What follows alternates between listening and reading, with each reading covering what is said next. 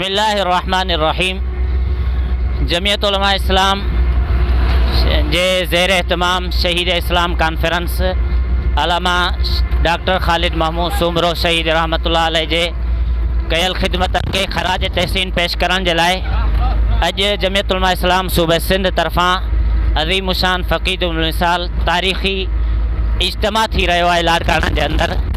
असां अॼु जे ॾींहं जे हवाले सां तव्हांखे यादि हुजणु खपे त 29 नवंबर 2014 ते सिंध जे सपूत पुट ऐं शहीद इस्लाम अलामा डॉक्टर ख़ालिद महमूद सुमरो साहब खे बेदर्दी सां शहीद कयो वियो हो। सिंध जो अवाम अॼु बि डॉक्टर ख़ालिद महमूद सुमरो खे यादि करे ख़राज तहसीन पेश करे थो। अॼु असां ज़िले टंडोला यार तरफ़ां हिकु वॾो काफ़िलो शहीद इस्लाम कॉन्फ्रेंस लाड़काना वञी रहियो आहे ऐं उते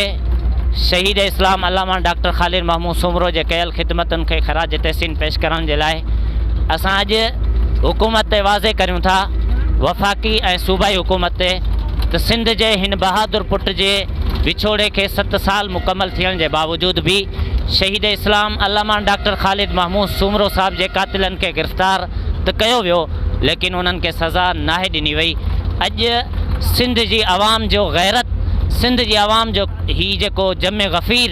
सिंध जे आवाम जो गॾु थियणु हुकूमत खे इहो ॿुधाईंदो त तव्हां जेका शहीद इस्लाम अलामा डॉक्टर ख़ालिद महमूद सुमरो जे कातिलनि जी पठभराई करे रहिया आहियो, असां इन खे नफ़रत जी निगाह सां ॾिसूं था ऐं असां मुतालबो था करियूं त शहीद सिंध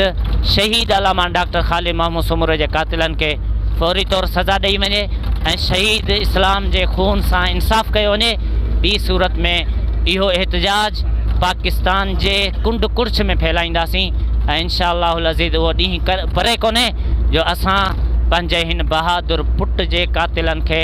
फाही जे फंदे ते टंगे करे कातिलनि खे इहो पैगाम ॾिनासीं त असांजा शहीद लावार